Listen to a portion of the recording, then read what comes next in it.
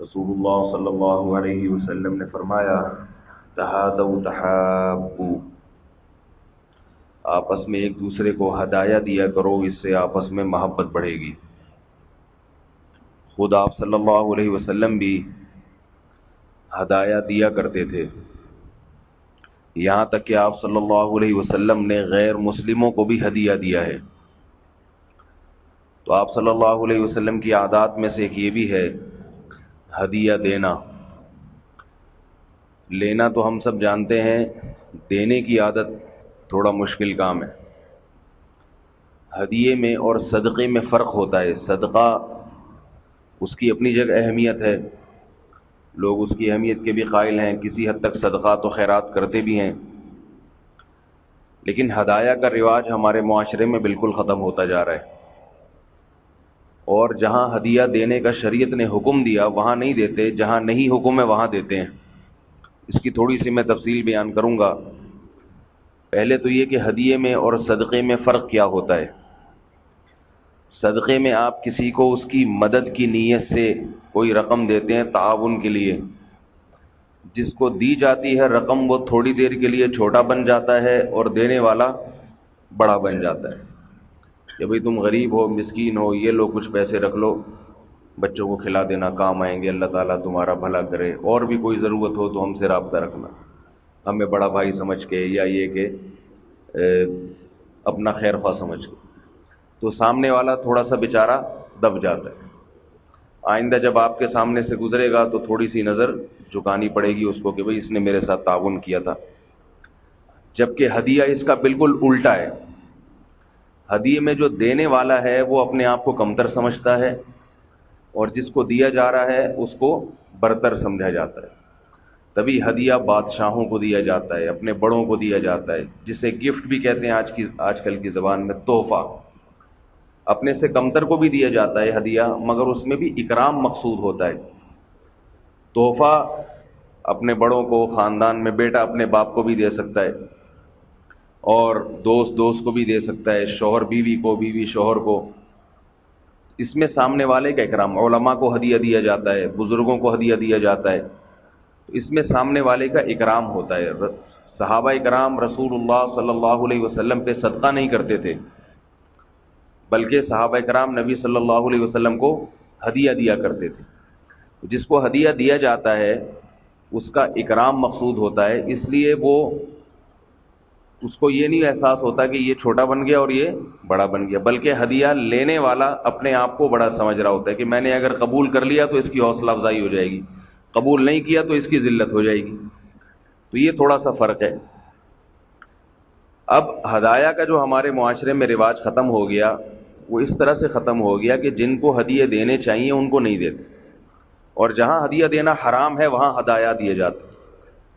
لڑکیوں سے دوستیاں پالی ہوئی ہیں اور گرل فرینڈ کو ہدیے بھیجتے رہتے ہیں، ایزی لوڈ کا ہدیہ بھی بھیجتے رہتے ہیں، پیسے بھی بھیجتے رہتے ہیں، ویلنٹائن ڈے کے موقع پر پھول تحفے میں بھیج دیے۔ بالکل حرام ہے، اس کی کوئی ترغیب نہیں ہے، شریعت میں حرام ہے، وہ کچھ بھی نہیں لگتی آپ کی۔ سب سے زیادہ ہدایہ دینے کا ثواب اپنے قریبی رشتہ داروں کو، بھائی بہن ہیں یا والدین ہیں، میاں بیوی ایک دوسرے کو ہدیہ دے سکتے ہیں۔ اسی طرح علماء صلحاء کو یا اپنے پیر و مرشد کو، مشائخ کو، اپنے اساتذہ کو، یہ ثواب ہے۔ یہ ہمارے معاشرے سے ختم ہو گیا۔ نبی صلی اللہ علیہ وسلم کے گھر میں چولہا نہیں جلتا تھا، کتنی غربت تھی، مگر اس کے باوجود بھی آپ ہدایہ دیا کرتے تھے، اور بعض دفعہ آپ نے کسی غیر مسلم کو اتنا بڑا ہدیہ دیا ہے کہ وہ مسلمان ہو گیا۔ حدیث میں آتا ہے کہ آپ کے پاس غنیمت کا مال آیا تو جو پوری وادی ہوتی ہے نا بھیڑ بکریوں کی، وہ بھری ہوئی تھی، تو ایک غیر مسلم آیا، آپ صلی اللہ علیہ وسلم سے اس نے سوال کیا۔ وہ تو صدقہ تھا، لیکن میں اس کو اس لیے بیان کر رہا ہوں کہ بہرحال دینے کا عمل تو صدقے میں بھی ہوتا ہے، اس کے لیے بھی دل چاہیے، جگر چاہیے۔ اس نے کچھ مطالبہ کیا تو آپ صلی اللہ علیہ وسلم نے اسے پورا وہ ریوڑ بکریوں کا دے دیا، غیر مسلم۔ پھر مطالبہ کیا آپ نے، ایک اور ریوڑ دے دیا اس کو۔ وہ گیا اور اپنی قوم سے کہنے لگا کہ اے میری قوم، محمد صلی اللہ علیہ وسلم ایسے سخی ہیں کہ وہ جب کسی کو دیتے ہیں تو فقر و فاقہ سے نہیں ڈرتے کہ کل میرے ساتھ کیا ہوگا۔ سارا مال اٹھا کے مجھے دے دیا، کل کی فکر نہیں کی کہ خود کیا گزرے گی. تو ان کی پوری قوم مسلمان ہو گئی تھی. انہوں نے دیکھا کہ بھئی یہ اللہ پر اعتماد اور توکل کرتے ہیں، سچے نبی ہو سکتے ہیں. جھوٹا نبی تو پیسے اکٹھے کرنے کے چکر میں تو نبوت کا دعویٰ کرتا ہے نا وہ. تو آپ صلی اللہ علیہ وسلم عیادت بھی کرتے تھے، ان میں غیر مسلموں کی بھی ہوتی تھی، مسلمانوں کی بھی ہوتی تھی، تو اسی میں ہدایہ بھی دیا کرتے تھے. تو یہ جو میں نے حدیث پڑھی ہے جس میں آتا ہے تہادوا تحابو، آپس میں ایک دوسرے کو ہدایہ دیا کرو، اس سے آپس میں محبت بڑھے گی، پیدا ہوگی. تو محبت پیدا کرنے کا بہترین نسخہ کیا ہے؟ ایک دوسرے کو ہدایہ دینا. آج ہم چاہتے ہیں محبت تو ہو مگر فری میں ہو، اس پہ کوئی خرچہ نہ ہو. تو خرچے کے بغیر دنیا کا کوئی بھی کام نہیں ہوتا. سامنے والے کو محبت کا پتہ ہی جب چلتا ہے جب وہ دیکھتا ہے کہ یہ میرے لیے قربانی کیا دے رہا ہے.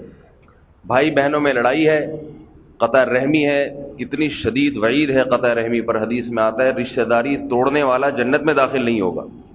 تو میں نے تجربہ کیا ہے، مشاہدہ کیا ہے، کیسی سخت لڑائی ہو، اگر ایک دوسرے کو پیسے دے دے ہدیے میں یا کوئی چیز دے دے، نفرتیں کم ہو جاتی ہیں.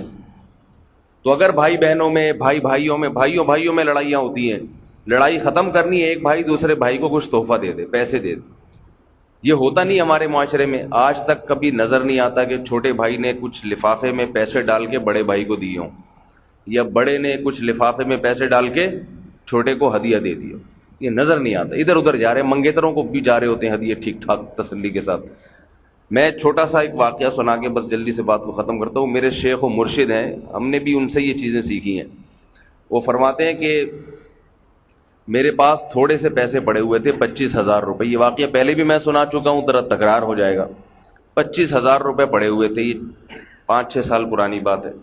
اور 25,000 کے علاوہ میں کسی چیز کا مالک نہیں تھا، اور 25,000 کی مجھے ضرورت بھی تھی اپنے گھر میں کسی خاص کام کے لیے.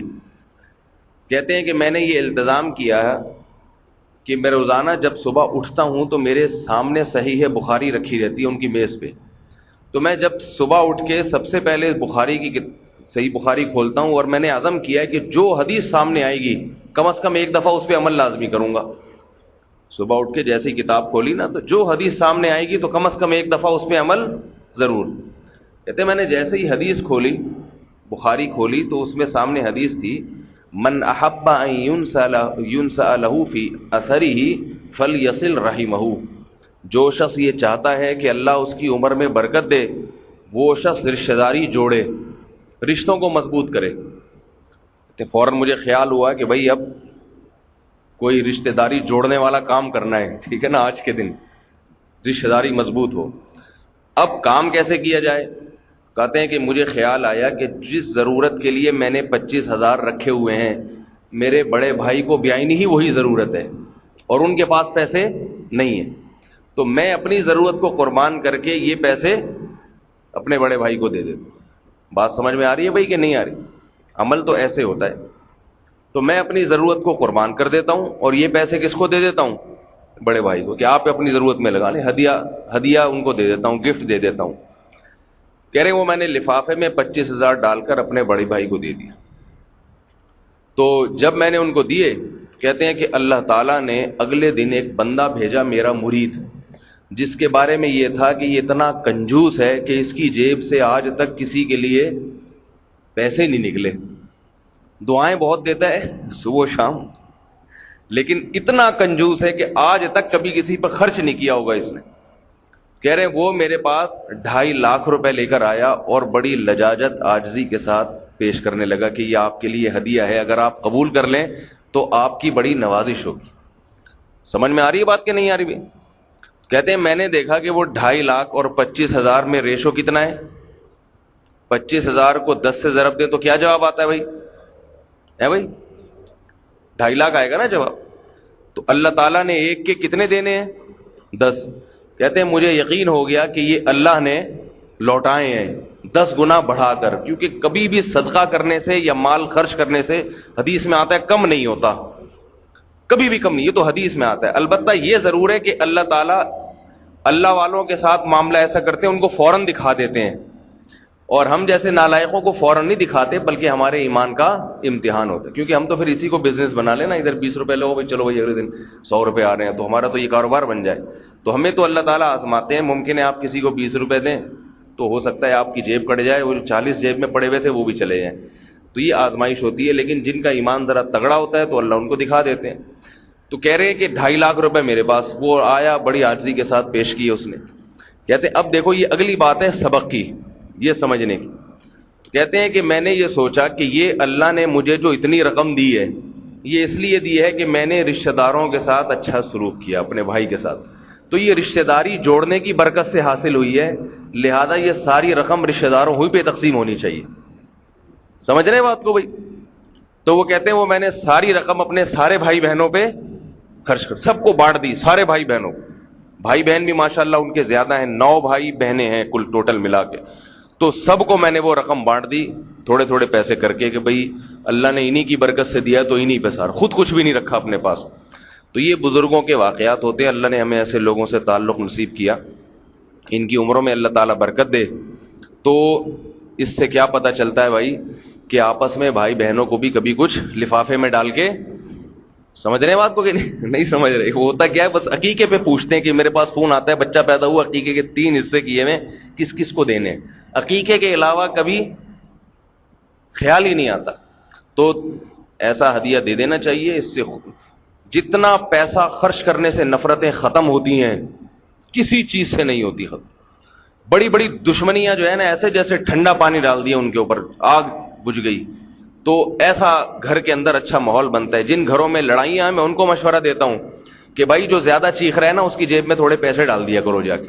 گھر میں دیکھ رہا ہوں نا جو بھائی ذرا زیادہ اچھل رہا ہے کود رہا ہے، اس کو میرا ہی خیال نہیں ہے، میں اس گھر میں جو ہے نا مجھے سوتیلے جیسا سلوک ہوتا ہے، 50 روپے یہ لو بھائی اس کو پکڑا دیں، تو وہ کہے گا بھائی کیوں دے رہے ہیں؟ بولے بس رکھا کرو یار، تم ہمارے بھائی ہو۔ پھر دیکھیں اگلے دن وہ چیخ رہا ہے مجھے اس گھر میں کوئی پوچھتا نہیں ہے، مجھے نہ پانی کا پوچھ، میں گھر میں آتا ہوں آفس سے، یہ ہوتا ہے وہ ہوتا ہے، وہ 50 روپے ڈال دیں اس کی جیب میں، یار کچھ کلفی ولفی کھا لینا، گٹکا کھا لینا، یہ لے بھائی۔ تو 50 روپے کی کیا اوقات ہے؟ لیکن آپ دیکھیں تھوڑے دنوں میں اس کو خیال آئے گا کہ جتنا اس گھر میں مجھے پوچھا جاتا ہے اتنا کسی کو نہیں پوچھا جاتا۔ تو یہ ایسی چیز ہے ہدایہ۔ اللہ کے نبی کی بات کیسے غلط ہو سکتی ہے؟ تہادو تحابو، فرمایا ہدایہ دو، اس سے آپس میں محبت پیدا ہوگی۔ اللہ تعالی ہم سب کو اس پر عمل کی توفیق عطا فرمائے۔